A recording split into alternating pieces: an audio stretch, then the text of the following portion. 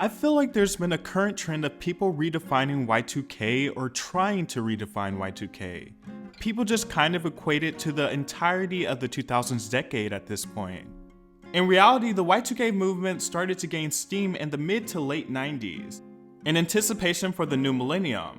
I think something in more recent history that affected popular culture in a similar way would be the 2012 craze, when it was largely speculated that the world would end on December 21st, 2012. We had movies about it, we had songs like Britney Spears' Till the World Ends, and endless news coverage about the world potentially ending. The Y2K movement had a lot of fear-mongering, but it was the source of a lot of creative art and visuals. The Y2K movement is known by many different names: the Y2K bug, year 2000 problem, and the Y2K scare. According to National Geographic, the so-called millennium bug led to anxiety in the Y2K scare. When complex computer programs were first written in the 1960s, engineers used a 2-digit code for the year, leaving out the 19.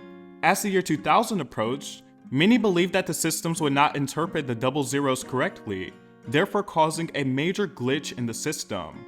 As the year 2000 approached, computer programmers realized that their computers might not interpret 00 as 2000, but as 1900.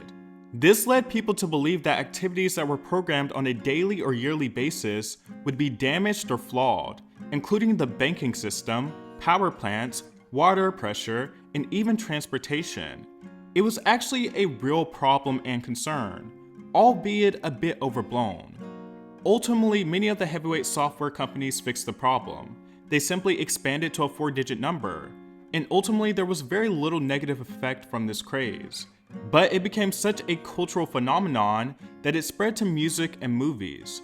During the height of the Y2K craze, we saw the rise of many music videos, songs, and artwork incorporate futuristic, spacey, and tech-driven themes.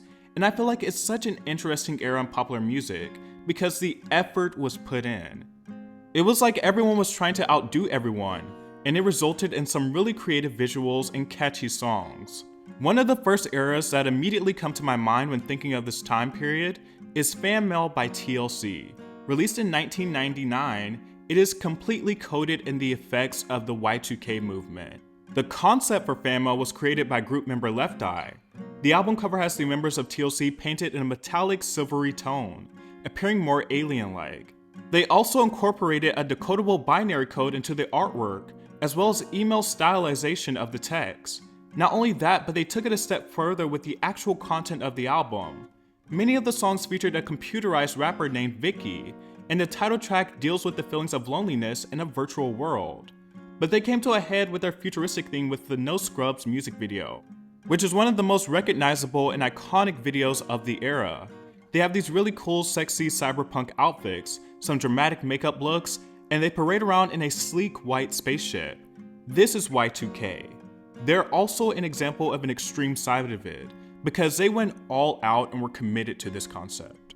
The Y2K influence is also extremely present in the work of artists like Aaliyah and Britney Spears. Aaliyah represented a more mature and edgy take on the Y2K aesthetic. Her Try Again music video look has been endlessly replicated, but none have hit the nail as hard as the original. The song itself is also very minimalist and has a very futuristic computerized sound. Britney Spears is a more bubblegum pop representation of the Y2K movement. The Oops I Did It Again music video is a grand space-themed display, with Britney playing a monochromatic alien from Mars.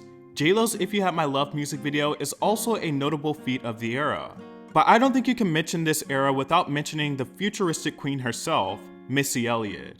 I don't think the futuristic theme was a trend or fad for her. Toying with futurism and unconventionality is her brand, and she's a grand master at it. Few have done it as well as Missy. While you can use several aspects of her career as examples of being futuristic or forward-thinking, her most iconic work comes in the first leg of her career, and I think it was at its height, particularly with her second album, The Real World, released in 1999.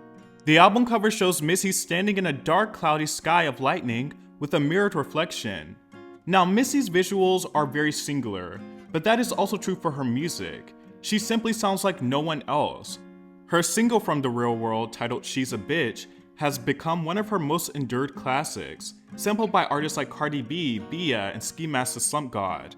But the video is absolutely insane. Missy dressed as an alien in black paint, emerging from a world that only Missy Elliott could come up with. This is Y2K.